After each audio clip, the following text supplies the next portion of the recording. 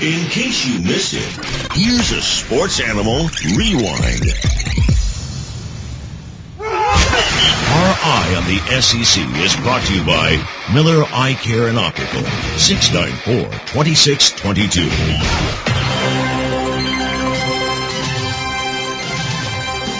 Time to talk about the Ole Miss Rebels who have gotten things going in spring practice. To help us preview the Ole Miss Rebels in spring practice, we bring in the publisher of RebelGrove.com, Neal McCready, joins us here on the new Sentinel Sports page. Hey, Neal, Vince Ferrara, Jesse Smithey. How you been, Neal? Vince, long time no talk. Hope you're well. Yeah, I hope you're doing well, too. It has been a while. But before we get into spring football, I only spent a quick minute on the men's basketball team and the run to win the SEC championship.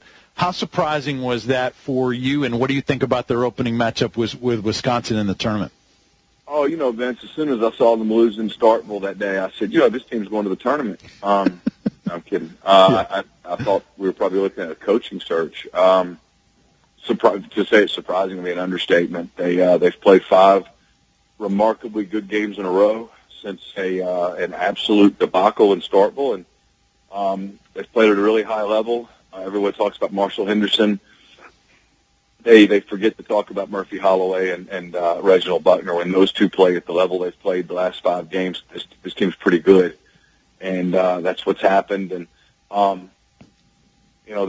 for their matchup with Wisconsin, it's a contrasting styles is the big thing. I saw Wes Rucker make a tweet the other day that he thought it was one of the more interesting first-round games. I agree with him because Ole Miss would like to play at a frenetic pace. Wisconsin would like to play at a snail's pace.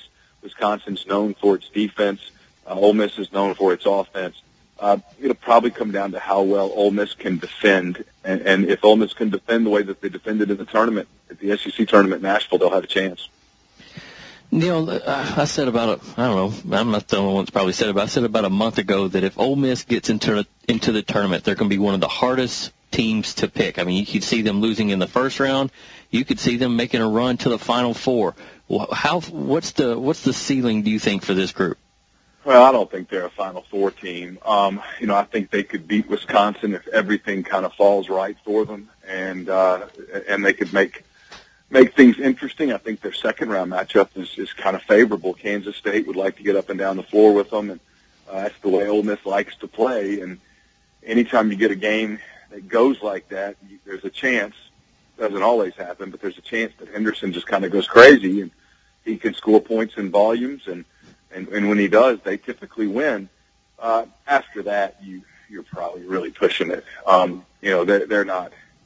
I don't think they get any further than that. Frankly, I don't think they get out of Kansas City. But if they did, it would be to say that was a successful run would be an understatement. That would be pretty strong. It's a program that's been to the Sweet 16 one time in its history. Won 3 NCAA tournament games in its history. Think about that a minute. 3 NCAA tournament games in its history. So it's, any win in the tournament for this program is a really big win. But I agree with you. They're an odd team to predict. They could get bounced quickly, or they could make a run. Because of Henderson and because of their presence down low with Buckner and Holloway. It just depends on their ability to stay out of foul trouble and on their ability for Henderson to get going quickly. Visiting with Neal McCready, the publisher of RebelGrove.com, talking about Ole Miss. A segue to spring football. This signing class is what everyone has talked about. What about some of the early enrollees that you guys will get a look at here in spring? Who are some of the guys that stand out to you that you're curious about, Neal? Well, it's funny. Because of basketball, they've practiced twice already. I've missed both practices. I'm going to miss the one tomorrow going to Kansas City. I'll miss the one Friday covering the game in Kansas City. If they do make the Sweet 16, I'll miss the first 2 weeks of spring, which most journalists won't complain about, really. They've got a handful of new guys. Mark Dodson Jr. was one of the Tennessee Players of the Year. I think he might have been Mr. Tennessee, Mr. Football in one of the classifications. He's a guy that they're excited about. He's providing some depth at running back. Christian Morgan's a tight end out of Texas that they need to step in and help them immediately. They lost both of their tight ends from a year ago. Levon Hooks is I think he's the number 2 ranked player in the country, number 2 ranked junior college player in the country by Rivals. He's there. They're looking to get for him to at least give them some depth. Quinteris Morales is a JUCO guy who's going to help them at corner where they need help. And then potentially the guy that gives them the biggest help is a familiar face, Nick Brazel, who played both ways as a freshman. I think he played up there in Knoxville. And then he had to leave the program because of his academics were in shambles. He went to junior college for a year. He's back. Still a ton of work academically to get eligible to play. But if he's eligible, he gives them another playmaker on either side of the field. They're going to put him at cornerback this spring, but he's a guy that is certainly capable of being a game changer if his mind's in the right place.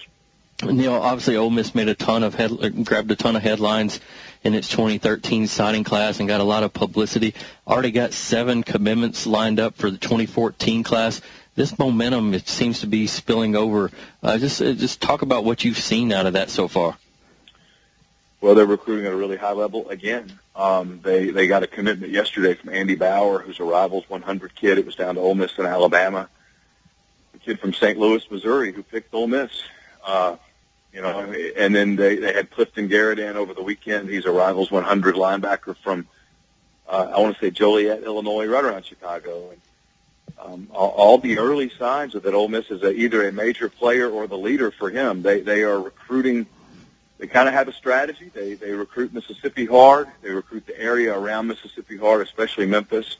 And then they handpick some kids nationally and just recruit the hell out of them. And it worked a year ago. It appears to be working again this year. And I don't care what name is on your jersey or on your helmet. If you recruit at a high level for 3 or 4 years in a row and you coach worth a rip, you've got a chance. And they appear to be a really good coaching staff in terms of developing players and game plans and schemes and all that stuff. And this is now one really strong recruiting class, and they're in the process of putting together a second one. That is the way you rebuild a program, and God knows it needed to be rebuilt because Houston Nutt had wrecked it. Talking to Ole Miss with Neal McCready from RebelGrove.com. Last thing with you, Neal, just a couple of storylines, whether it's position battles or anything you might be looking for in spring practice or just that you'd like answers to when you come out of spring practice. Well, I mean, I think they've got to make sure they have some depth at running back. Jeff Scott was kind of their primary guy last year. He was somehow able to stay healthy. He's still a smallish back for this league. They need answers at corner. No question about that. It cost them. It certainly cost them the Vanderbilt game. Probably cost them the Texas A&M game. This was a program that went 7-6, and you go back and you look at their losses. Georgia beat them handedly. Alabama beat them handedly. Texas beat them handedly. The other 3 games absolutely could have gone the other way. They were a fourth down stop away from Texas A&M. From beating Texas A&M, they were a fourth down stop away from beating Vanderbilt, and probably the same thing against LSU. They were right there in those games. They could easily have gone 9-3 a year ago if they had been better at corner. They're going to look to answer that, and then Bo Wallace is missing the spring. He had his shoulder repaired, so he won't go through the spring. So they're looking for a backup quarterback. They'd love for Mikael Miller to win that job so they could move Barry Bernatti to another position. Those are a handful of the storylines that we're looking at. The good news for Ole Miss, guys, is that a year ago the storylines were can they do anything, and this year it's more specific stuff. It's a sign that a program's really taken a big step. Yep. Last year in the bowl game, Octavius Mathers, the running back from Murfreesboro at Blackman High School, ripped off a touchdown run, really showed his speed. How is he going to factor into that running back battle? Well, they like him a lot. I think they felt like he had to get a little bigger and a little stronger, and they feel like he's done that.